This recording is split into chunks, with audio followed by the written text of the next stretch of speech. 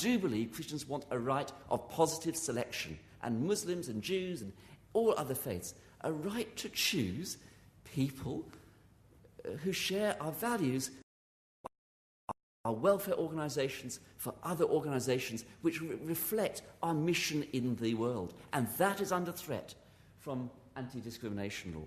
That threat is serious, that threat is real. Mr. Carr has told us how he, on more than one occasion, held the line in New South Wales. But in Victoria, there's been a 21-month fight, which is not yet won on this very issue.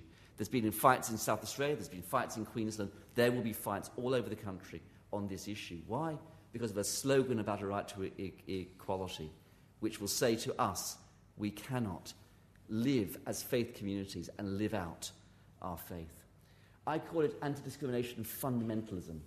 You know, sometimes Christians are called fundamentalists, but the fundamentalism of some of the people who are pushing these views is way more extreme than anything I have seen in the churches. There is a belief that all jobs ought to be open to all people in principle. Now, even the most extreme of them admit that the Pope should be Catholic. But they're not all sure that the Pope should be male. And when it comes to, and I'm serious, there's been arguments even about that. The Human Rights Commission has raised issues about whether the anti-discrimination law should be used to apply pressure on churches which don't have female ordination. It's just none of their business.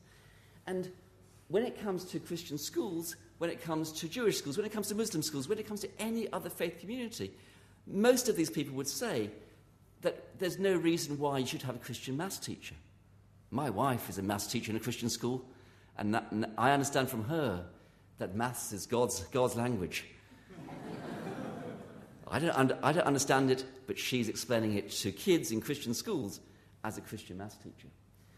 What we get from this lobby is moral monoculturalism. There is an unwillingness to accept that there can be a plurality of views on homosexuality, on marriage, on abortion, on euthanasia. An unwillingness to accept that you can have more than one view.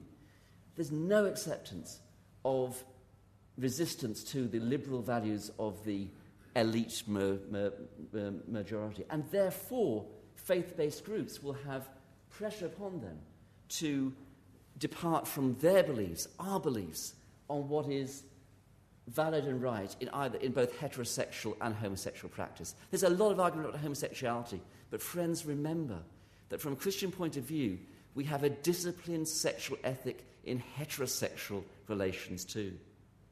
And that is also under threat from anti-discrimination fundamentalism. And the point is, my friends, that the Charter will make it worse. Why? Because the Human Rights Commission will fund litigation against churches, against Muslim schools, against Christian organisations, welfare organisations, because they say we violate human rights. Now, can I maybe take the gloves off a little bit here, be slightly rude? There is a freedom of religion inquiry by the Human Rights Commission. I was speaking at a conference with one of its leaders, and he said, and he's got it in writing in his paper, that the Human Rights Commission is inquiring about whether freedom of religion is compatible with human rights. Now think about that for a moment. In the International Covenant of Civil and Political Rights, there are very few freedoms which are fundamental, which are non-derogable, as the word is. One of them is freedom of religion. It is probably one of the most protected rights in international human rights law, in the International Covenant on Civil and Political Rights. But the Human Rights Commission, which has a statutory mandate to protect human rights in Australia, does not understand that freedom of religion is a human right. I was shocked. I was shocked also when one of the leaders of the Commission came out in public, on record, saying that he would like to find ways to stop Catholic bishops and other Christian leaders speaking out on issues such as homosexuality and abortion in the public square. But everybody else can speak out. Your views may be influenced by a Catholic bishop, or your views may be influenced by a shock jock on talkback radio. That is the freedom that we have. All of us can influence public policy. But yet the Human Rights Commission, one of its leaders, was coming out and saying, I think we need to find ways of balancing the rights of religious leaders with the rights of the rest of the community. This is the Human Rights Commission. Nobody elects them. And on both sides of politics, in the private, I've heard the most serious criticisms made of that organisation.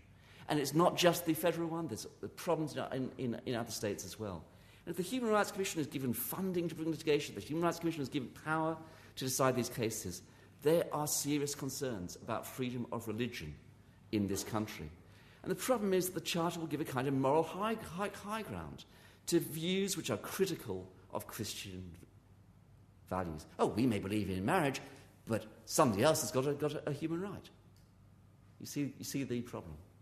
And that is one of the great dangers of the Charter. And parliaments will not usually go against the courts. That is the history all over the Western world. Sometimes they will, when there's a political value. But usually in these debates, there are arguments on both sides.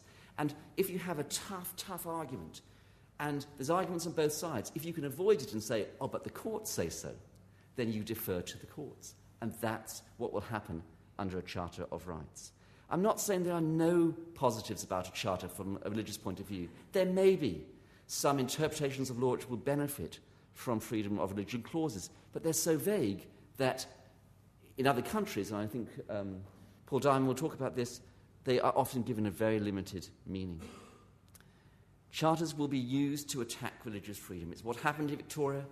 The government said we've got to have a review of anti-discrimination law because we've got to see what's make sure it's compliant with the Charter. And there was a whole range of options produced. You see, anything can be justified in the name of these very vague clauses.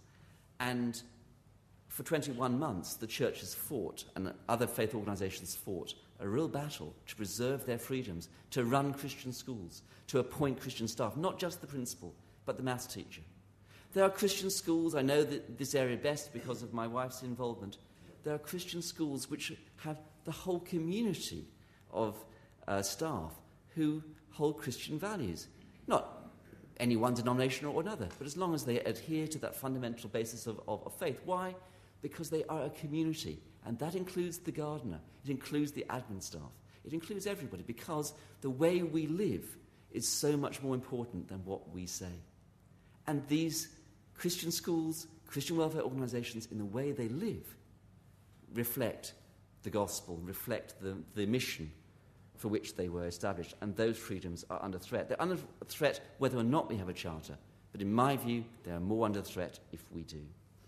Well, finally, the Brennan report. It recommends a Human Rights Act. It recommends all the things that Bob Carr has been so eloquent in proposing. What's wrong with it? Well, the protections for religious freedom in the report are extremely weak.